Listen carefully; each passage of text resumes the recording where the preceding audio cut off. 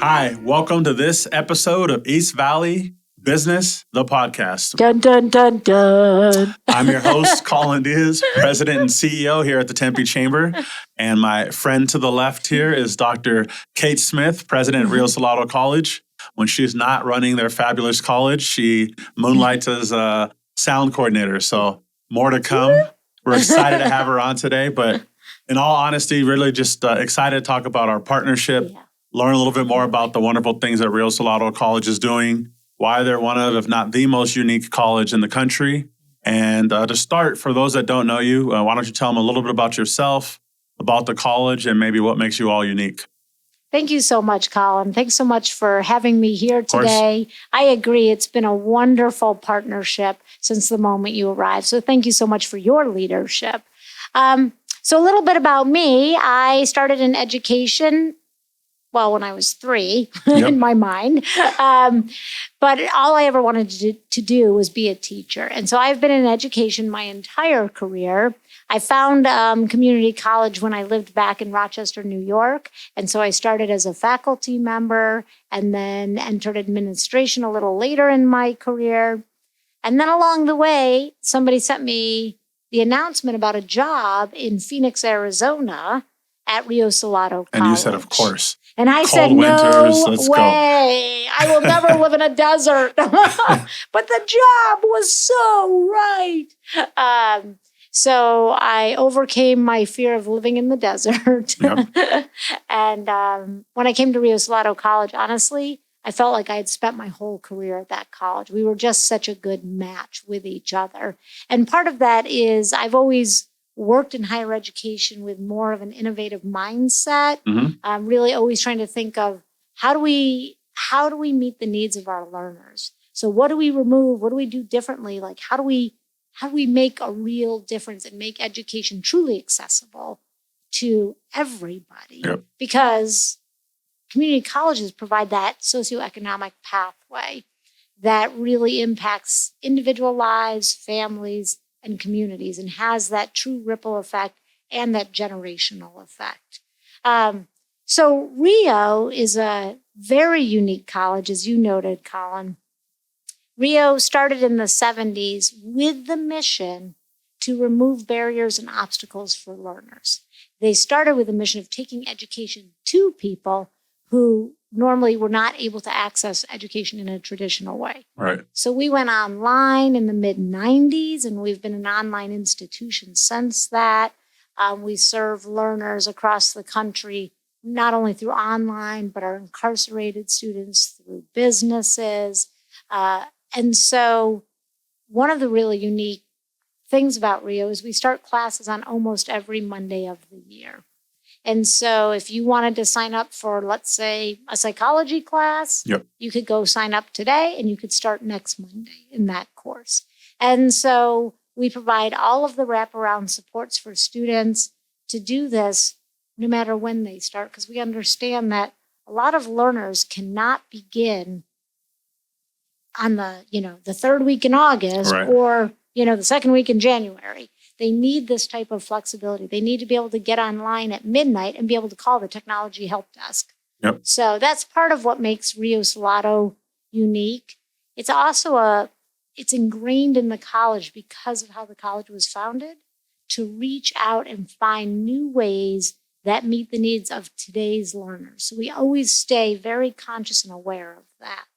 Well, let me back up a second, because there was a lot of great content there. Just to speak to how unique that model is, just on if we're spitballing here, how many colleges would you say nationwide have that type of model? A handful.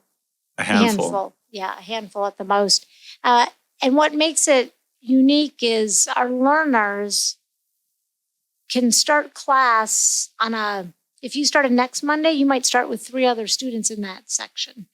And then the next week, 5 more students might enroll. Right. And so our faculty really are dedicated to facilitating the learning process for every student. So it really empowers the faculty to have more time, because we develop all of the the course materials, all of the assessments, Yep. and then our faculty really spend time individually supporting every single student. It's also very unique because we offer financial aid, as do most Title IV institutions, but we do it in a very unique way that supports and allows us to start students Rolling. every week. Well, I appreciate hearing that. And remember the first time we talked about the rolling enrollments, I was like, wait, you mean rolling as in you start one this month and then a couple months, but to have it every Monday and to have it meet the needs of an employee that may have a family and, is working full time and be able to take classes nights and weekends, which we're going to touch a little bit on. But let me just ask this. Can I just add one more thing? That absolutely. It also supports students who are at other schools, which also is something I actually love about the model. Because if a student is at a different community college, at a different four-year college, they get into trouble that by the fourth week of the semester, the fifth week of the semester, this could impact them not graduating on time. It has a lot, not being able to play sports, whatever it might be. They get dropped from their course, they can come to Rio and roll. And the other thing that Rio does is we allow students to customize their semester. So you enroll in that psych class and you can choose an 8-week semester, a 14-week semester. So it provides students and learners another opportunity to complete what they need to complete to stay on track if they are at a different school and on a certain timeline. That's amazing. So we talked a little bit about the model. If you're adding on to what you're already currently doing, I know there's different terminology for it. Most people think community college, they think associates. What are some other reasons that somebody might go and what do those programs look like? Oh my gosh, there's 1,000 reasons why somebody might choose a community college. So first of all, there's short-term training that community colleges offer. We work very closely with our employer partners to build specific short-term credentials, short-term training opportunities, certificate programs. We align with all types of different industry certification programs. Semiconductors exploding across the valley, for example. And so we have programs that match with the industry certifications our learners need. We have the associate degree programs. We just rolled out our first bachelor degree programs. We're offering 2 new bachelor degree programs. We also offer post-baccalaureate training for teachers. So somebody already has their bachelor's degree who wants to move into the field of teaching in K-12 can come to Rio. We have a couple different options for them. They can be teaching full-time, and then our faculty will wrap around and support them while they get their certification, or they can come do their certification and then begin teaching.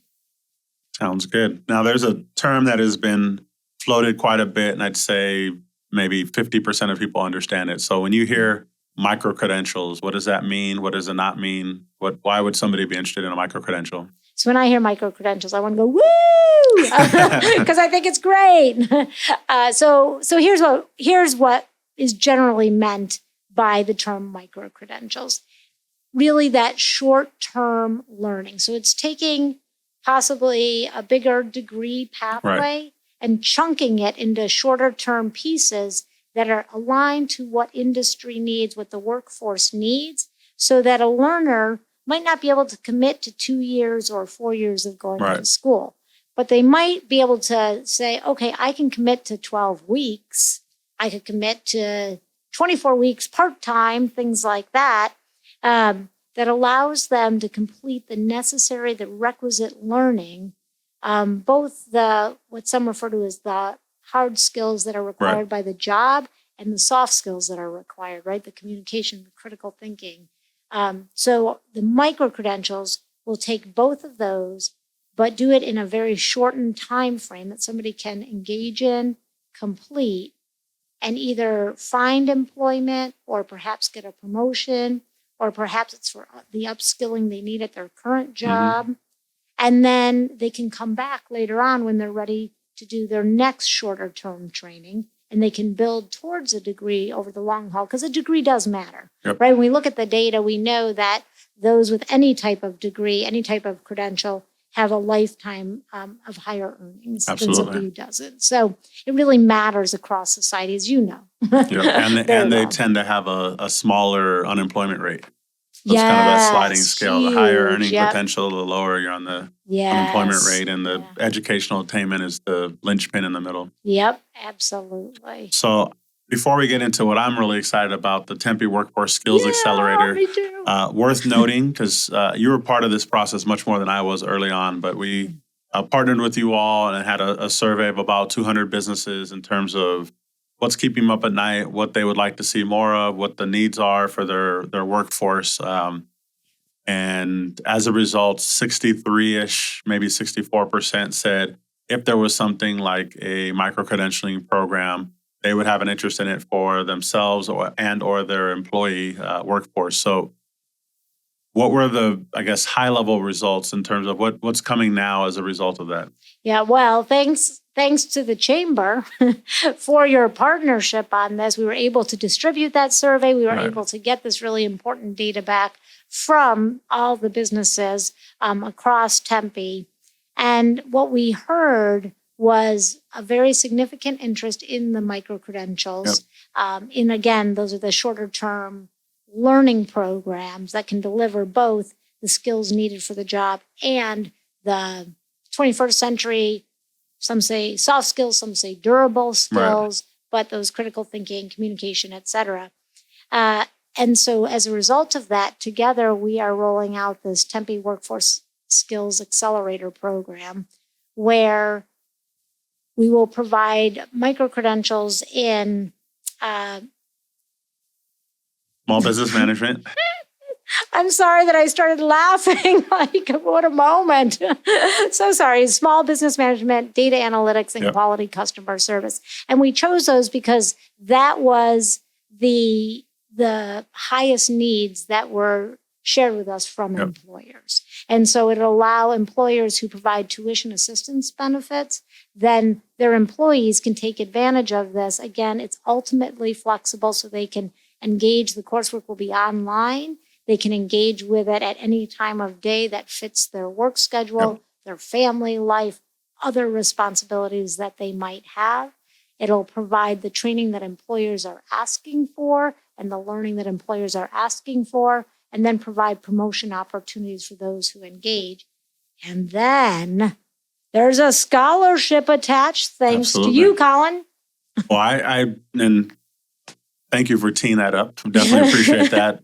One of the key things in partnership we wanted to say is we didn't want this to be a buying decision for those employers out there that may have employees that say, I really have this challenge. We have a great core of entry-level employees that have been with us for a while. They don't have the time or skill set to advance to that mid-level within our organization. This is going to solve that. But for them, if they can't afford to put their employees in that program, then it doesn't really matter that it exists. And so thanks to working with you all and to our great partners at Amazon, we've been able to provide a decent-sized scholarship that will underwrite probably about 20 students. So as folks are listening to this and, applications are out to apply for the program, we strongly encourage those that have a need to apply for that scholarship as well, because we want to ensure that our workforce is continuing to grow, continue to expand, and their capacity to earn is increased as well. So I appreciate the partnership, the work on your end,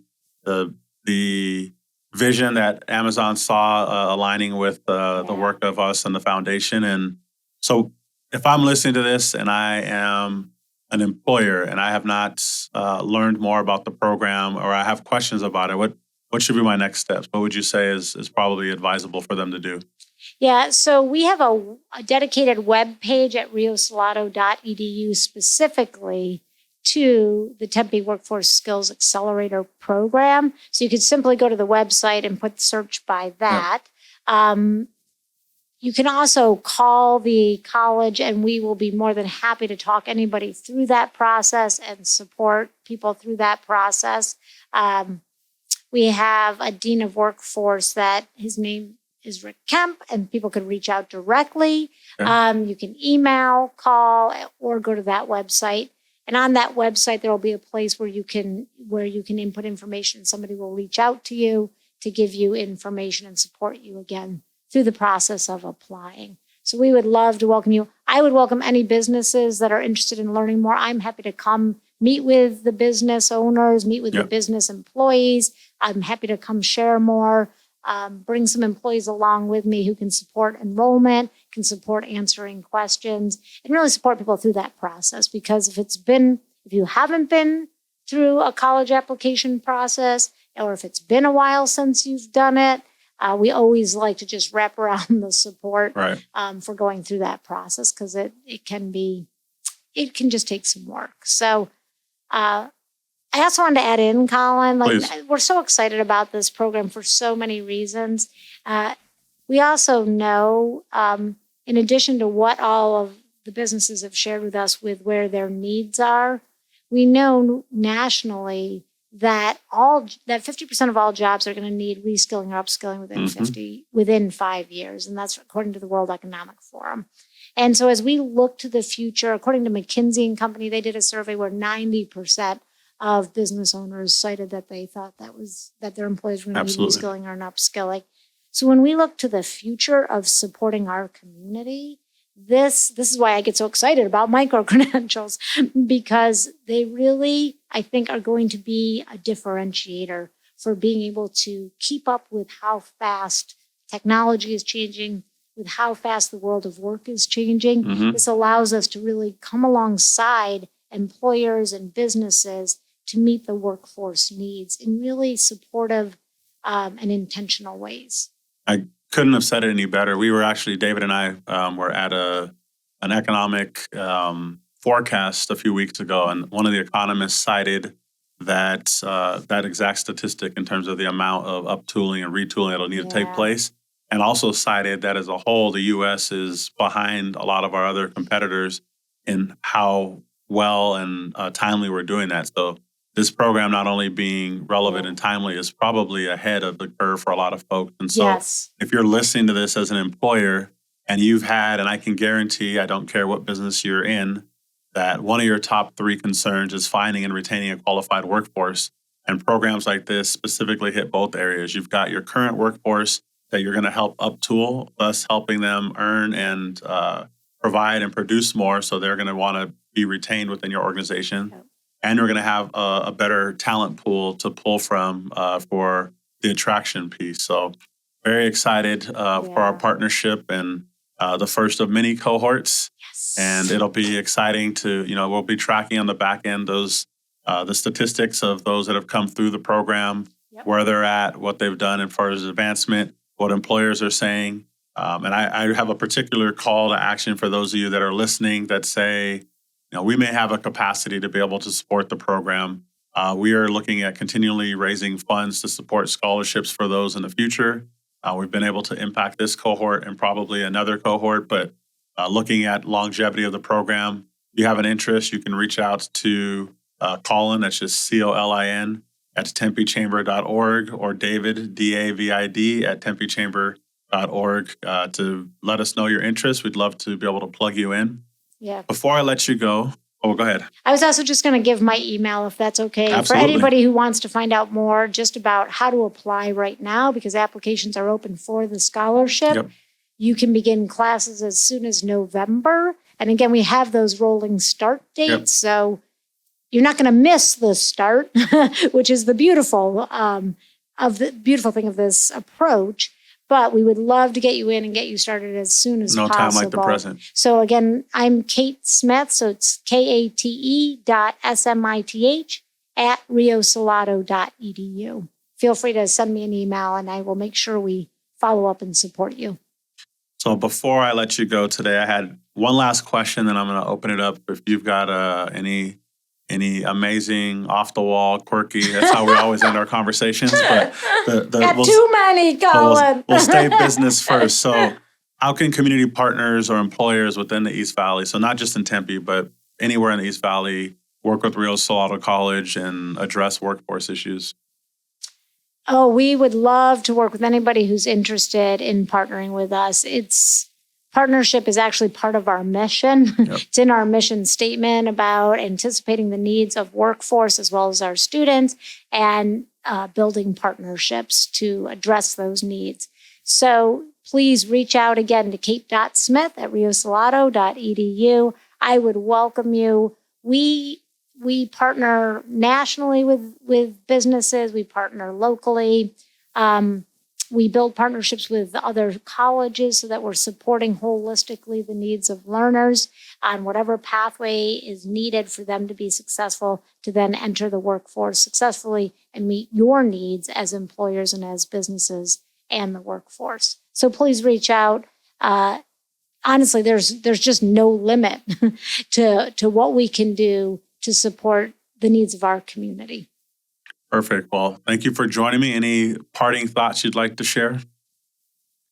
I'm leaving it open-ended on purpose. I really want to say thank you to all of you because it really, I know it can sound cliche-ish, and I apologize for that, but it's so true that it takes all of us to build a thriving community. It takes all of us to encourage one another. It takes every single one of us in whatever our role is, wherever we're working, wherever we're supporting people, whatever we're doing, it really takes all of us to build a better, stronger community, and that benefits everybody. And so I just want to say thank you for what you do every day, and just invite you to join with us and the chamber to just continue to build stronger and greater thriving within our communities. That really lifts the livelihood of every community member. Absolutely. I think well said. I don't know if I'll add anything to that. I will echo that, her thanks, and appreciate you for listening. If you have ideas or topics for future episodes, you can let us know at info @tempechamber.org. I've got a very exciting group this season, and so look forward to having you join us. Again, Dr. Kate Smith, thank you for joining us today, and look forward to some exciting things from this partnership and others. Thank you so much.